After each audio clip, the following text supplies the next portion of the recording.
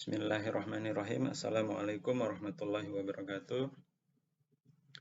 Alhamdulillahirabbil alamin wassalatu wassalamu ala asrofil anbiya'i wal mursalin sayyidina Muhammadin wa ala alihi wa sahbihi ajmain. Amma ba'du.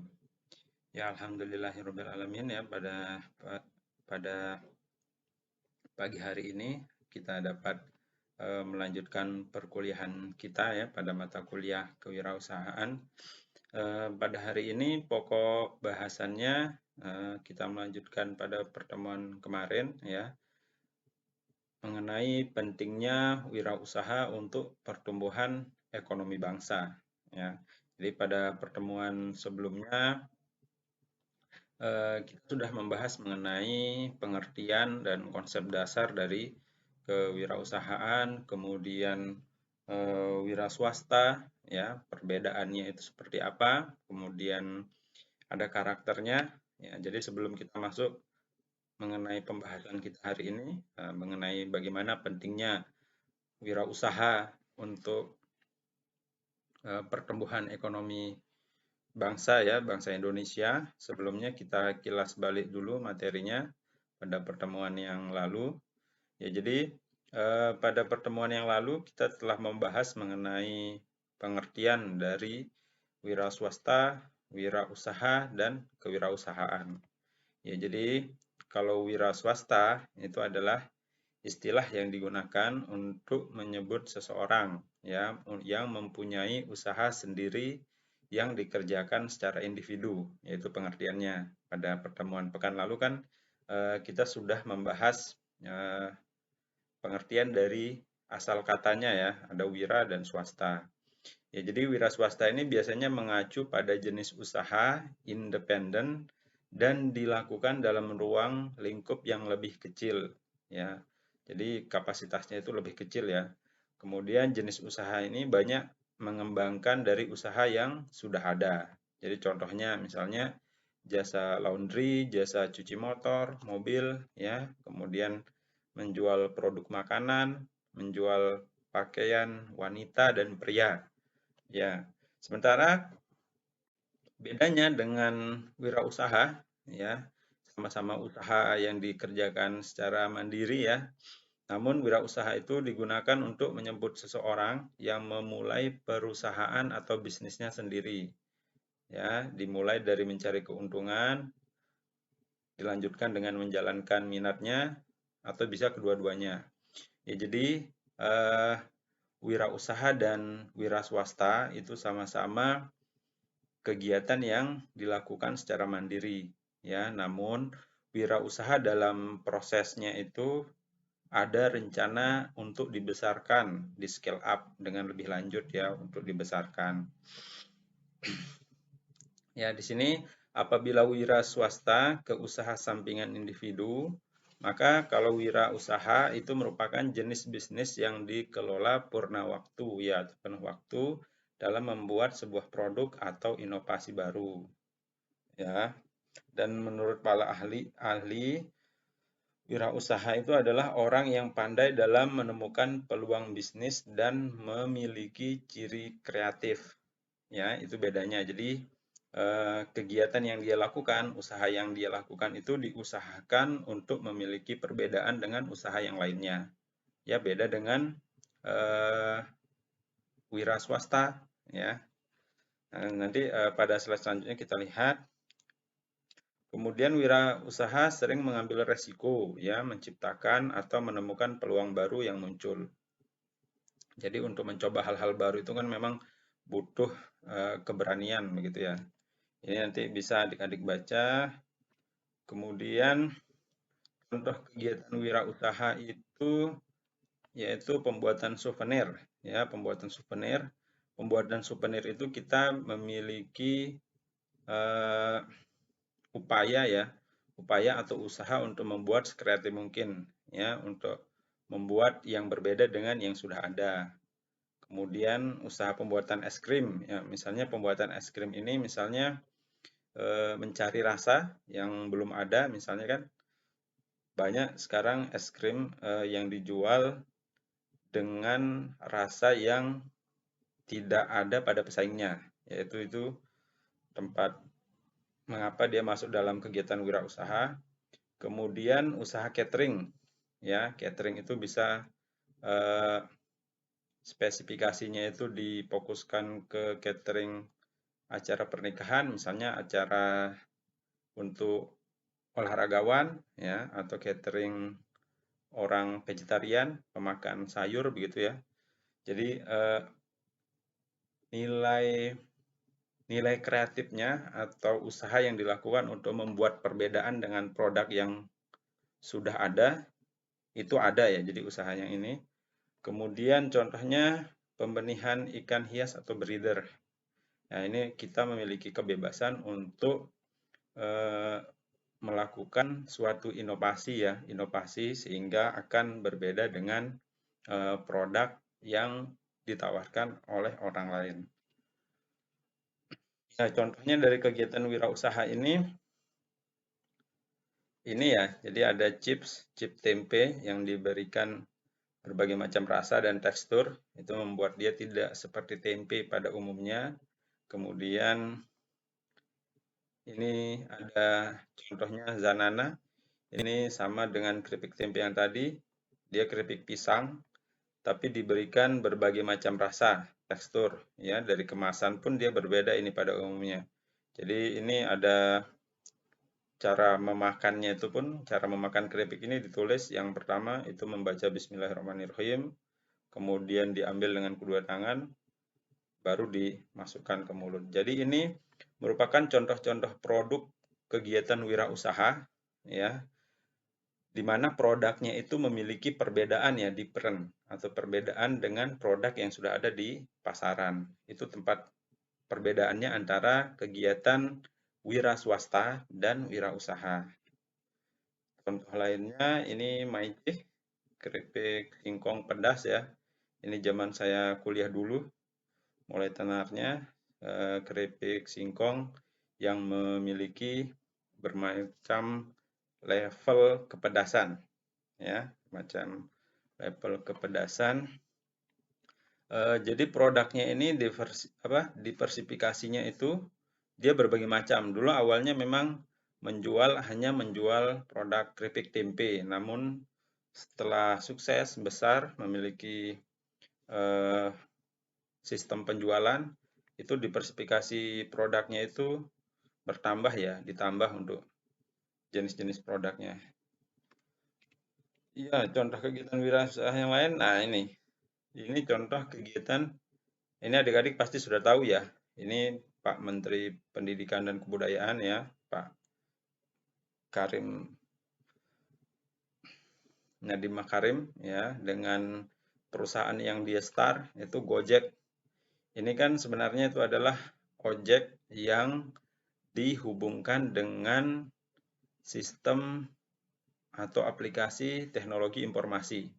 Ya, jadi ini kan ojek yang dihubungkan antara ojek dan penumpangnya itu menggunakan HP ya, teknologi informasi sekarang.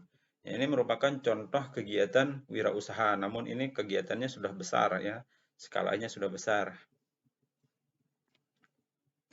Ya, jadi kewirausahaan atau entrepreneurship itu adalah kemampuan untuk mengembangkan ide dan cara baru dalam menghadapi atau memecahkan masalah, ya, serta kemampuan untuk mendeteksi dan menemukan sebuah peluang yang kemudian dapat diterapkan.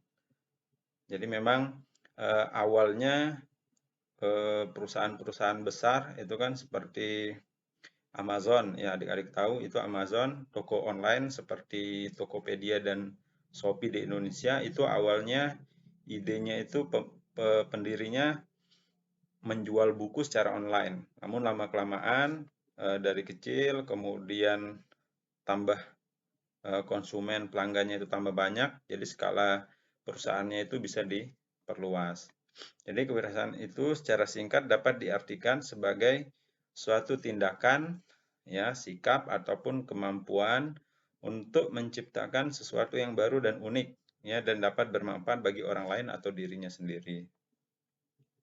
Dan sikap kewirausahaan merupakan sikap mental dan jiwa yang kreatif, inovatif, dan berdaya guna yang dibuat untuk memperoleh pendapatan dari usaha yang dilakukan. Jadi kita lihat perbedaan antara wirausaha dan wira swasta ya. Jadi yang pertama itu perbedaannya pada lingkup usaha.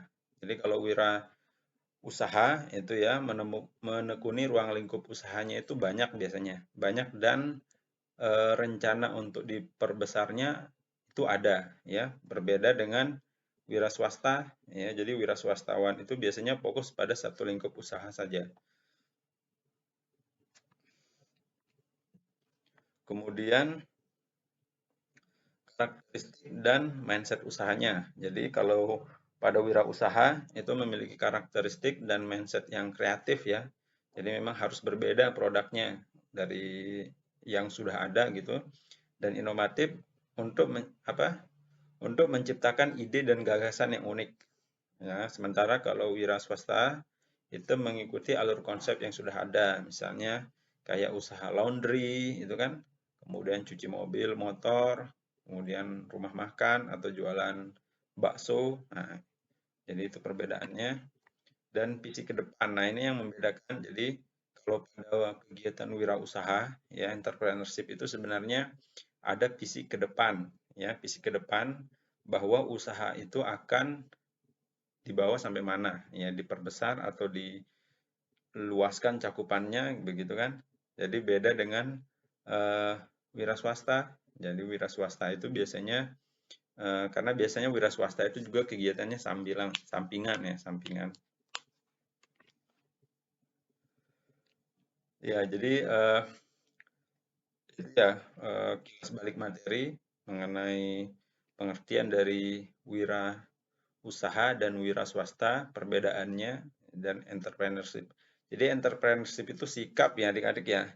Jadi sikap untuk melakukan berani mengambil resiko ya, berani mengambil resiko, kemudian melakukan inovasi ya, kreasi untuk membesarkan usaha yang dijalani. Itu ya entrepreneurship. Berbeda dengan wira swasta. Ya, selanjutnya kita masuk pada pokok bahasan mengenai bagaimana pentingnya wirausaha itu bagi pertumbuhan ekonomi suatu bangsa. Jadi, jika kita lihat pengangguran yang ada di Indonesia, itu trennya kalau pada 2009 menuju 2019 menuju 2020 ini memang trennya itu menurun ya. Namun terjadi peningkatan di pengangguran lulusan perguruan tinggi. Ya, ini jadi data dari BPS, jumlah pengangguran 2014 sampai dengan 2019.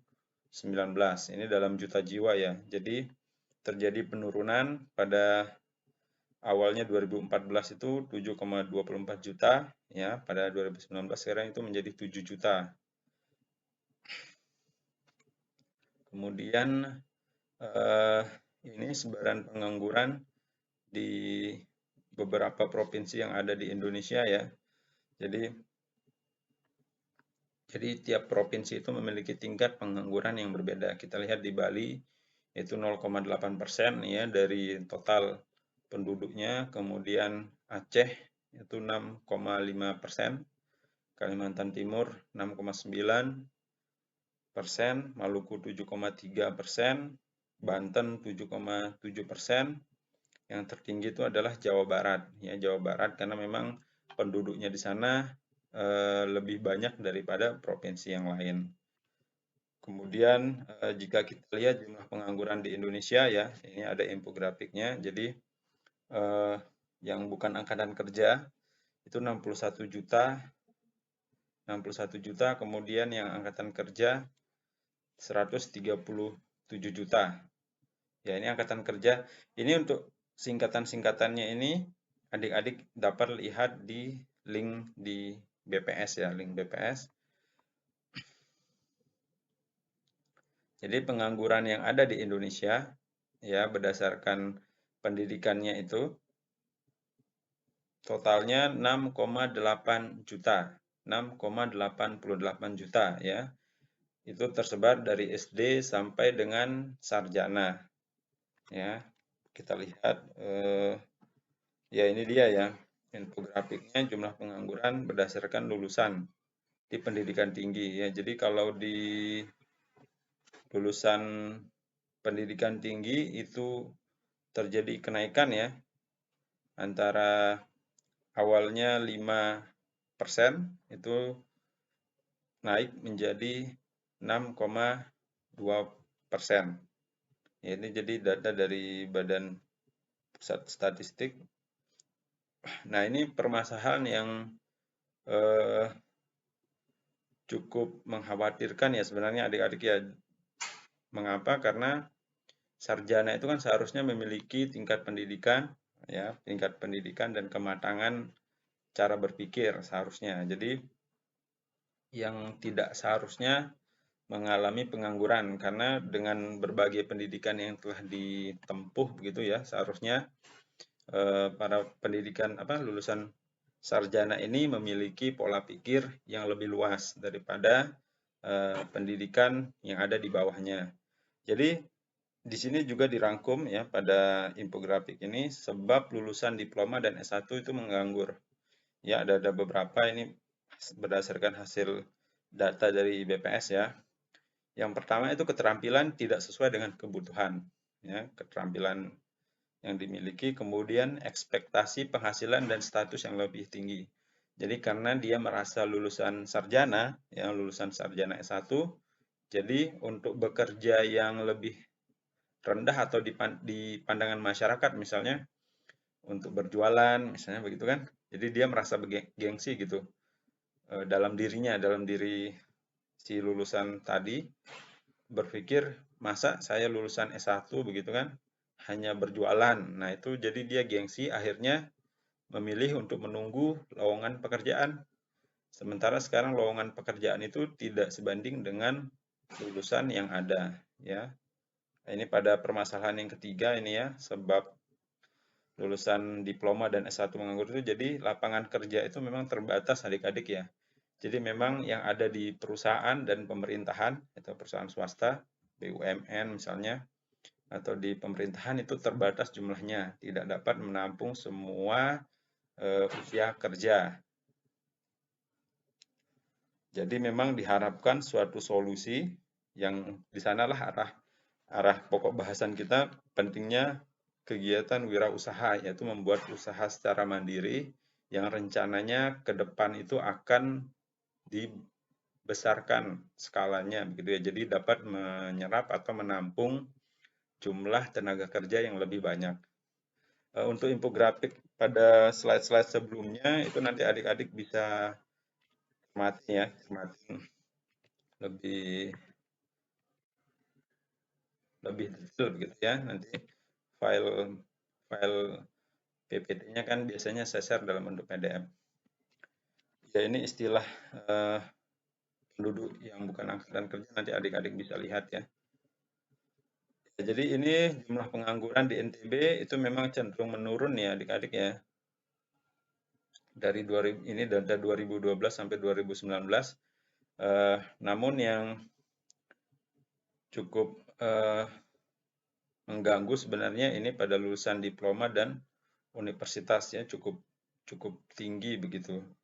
Nah, kemudian lulusan SMK juga lumayan tinggi, SMA, SMP, dan SD jumlah pengangguran. Nah, solusi dalam mengatasi masalah tersebut ya adalah seperti yang telah saya sebutkan sebelumnya itu adalah dengan meningkatkan jumlah wirausaha ya. Kemudian timbul pertanyaan, apa pentingnya wirausaha ya untuk mendukung pertumbuhan ekonomi yang ada di Indonesia. Jadi ada 4 peran wirausaha bagi pertumbuhan ekonomi bangsa ya adik-adik ya. Yang pertama itu menciptakan lapangan kerja dan menyerap tenaga kerja. Kemudian yang kedua itu meningkatkan penerimaan pajak negara. Ya, jadi tentu dengan meningkatnya jumlah usaha yang dibuat oleh penduduk tentu akan membutuhkan tenaga kerja yang lebih banyak. Ya. Jadi dengan penghasilan masyarakat yang meningkat, itu tentunya akan mendukung dalam penerimaan pajak negara. Jadi ada win-win solution begitu ya, simbiosis mutualisme. Jadi penerimaan pajak yang baik oleh negara itu akan dialokasikan oleh negara dalam mensupport fasilitas umum dalam rangka menunjang kesejahteraan masyarakat. Kemudian yang ketiga, peran wirausaha itu adalah mendorong inovasi dan kemandirian masyarakat. Yang keempat, menjadi indikator keunggulan dan daya saing negara. Jadi kita lihat, jadi ini sudah saya sebutkan, jadi memang kegiatan wirausaha itu akan menciptakan lapangan kerja dan menyerap tenaga kerja, ya, pasti ya. Jadi usaha jadi begini adik-adik ya, jadi setiap perusahaan yang adik-adik lihat awalnya sekarang besar, seperti Google misalnya itu kan sudah tidak, itu sudah semua mahasiswa ya, semua orang, hampir semua orang itu tahu Google, kemudian Facebook, yaitu di awalnya dirintis dari kegiatan kecil ya adik-adik. Jadi semua kegiatan usaha atau perusahaan yang sekarang adik-adik lihat besar, misalnya skalanya kayak Indofood, ya tolak angin itu memang dirintis dari kegiatan kecil awalnya. Jadi dengan diiringi pertambahan jumlah jumlah perusahaannya, maka akan meningkatkan jumlah karyawan yang dibutuhkan. Kemudian tentunya dengan meningkatnya warga negara yang bekerja, itu akan meningkatkan penerimaan pajak bagi negara. Ini adik-adik dapat baca. Kemudian saya perkenalan saja. Kemudian mendorong inovasi dan kemandirian masyarakat. Jadi biasanya pengusaha itu ya, pengusaha yang bermindsetnya wirausaha itu untuk bersaing, itu melahirkan ide-ide yang inovatif ya adik-adik ya. Karena memang harus bersaing, memiliki persaingan bisnis. Jadi harus pelaku usaha itu berpikir kreatif dan visioner untuk menghasilkan produk yang berbeda sekaligus dengan kualitas yang lebih baik dari para pesaingnya. Itu tentunya akan mendorong inovasi dan kemandirian pada masyarakat. Ini untuk penjelasannya, adik-adik nanti bisa lanjutkan. Kemudian selanjutnya menjadi indikator keunggulan dan daya saing negara. Ya, jadi kewirausahaan itu akan menciptakan lapangan kerja ya tentu, kemudian menyerap tenaga kerja dan mendorong kemandirian di masyarakat. Ya, jadi jumlah pengusaha itu bisa digunakan sebagai indikator keunggulan daya saing sebuah negara. Contohnya misalnya negara maju itu adik-adik seperti Jepang, Korea Selatan ya, Inggris dan Amerika Serikat. Ya, jadi itu posisinya negara maju karena memang jumlah pengusahanya ya, orang warga negaranya yang melakukan usaha secara mandiri itu tinggi sekali ya. Di Indonesia itu masih rendah adik-adik dibandingkan negara-negara Asia Tenggara. Jadi pada 2016 datanya jumlah pengusaha di negara kita Indonesia itu hanya 3,1% dari seluruh populasi. Ya, jadi adik-adik bisa hitung. Jadi populasi kita cukup besar ya. Jadi memang sementara kalau dibandingkan dengan Malaysia dan Singapura itu masing-masing pengusahanya itu 5% dan 7% ya dari total penduduknya. Jadi memang masih jauh ya begitu ya. Masih jauh. Nah, kemudian syarat jadi negara maju itu adik-adik ya, jumlah pengusahanya itu 14% dari rasio penduduknya. Itu jika dibandingkan dengan jumlah penduduknya.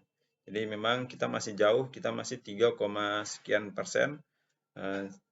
Data dari 2020 itu terjadi peningkatan 3, sekian ya itu. Jadi memang butuh banyak pengusaha-pengusaha yang dihasilkan. Ya. Nah, sementara kita di Muslim itu adik-adik diajarkan dan dicontohkan pula oleh Nabi kita, Nabi besar Muhammad SAW bahwa dari hadis beliau ya, jadi berdagang kecil-kecilan itu lebih baik dibandingkan meminta-minta. Ya, dan Rasulullah juga mengatakan bahwa hendaklah kamu berdagang karena di dalamnya terdapat 90% pintu rezeki. Ya, jadi agama kita sangat mendukung sekali untuk kita melakukan usaha perdagangan adik-adik ya. Jadi ya 9 dari 10 pintu rezeki itu ada di perdagangan. Jadi 9 bagiannya itu ada di orang yang berusaha ya berdagang, satu bagiannya itu di karyawan. Jadi perbandingannya itu sangat eh, besar ya, jauh perbandingannya adik-adik. Dan kekayaan itu tidak membawa mudarat bagi orang-orang yang bertakwa kepada Allah Subhanahu wa taala. Jadi semangat kaya itu memang penting ya adik-adik ya. Jadi kan banyak orang adik-adik mungkin pernah mendengar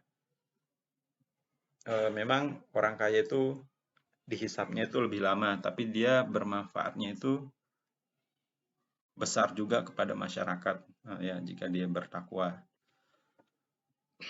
Ya baik, untuk materi pentingnya kewirausahaan untuk pertumbuhan ekonomi suatu bangsa ya, bangsa Indonesia itu kita akhiri ya. Jadi tetap semangat, jangan lupa berbakti kepada kedua orang tua ya. Jadi ini saya ada kutip ya hadis dari Nabi Muhammad SAW bahwa mukmin yang kuat itu lebih baik dan lebih dicintai Allah daripada mukmin yang lemah ya, dan pada keduanya ada kebaikan.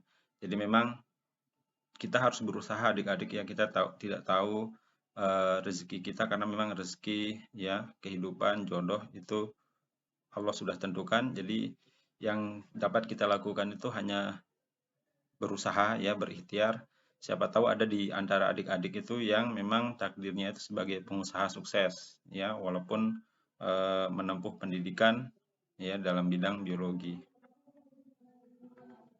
Ya, jadi kita akhiri perkuliahan kita pada siang hari ini.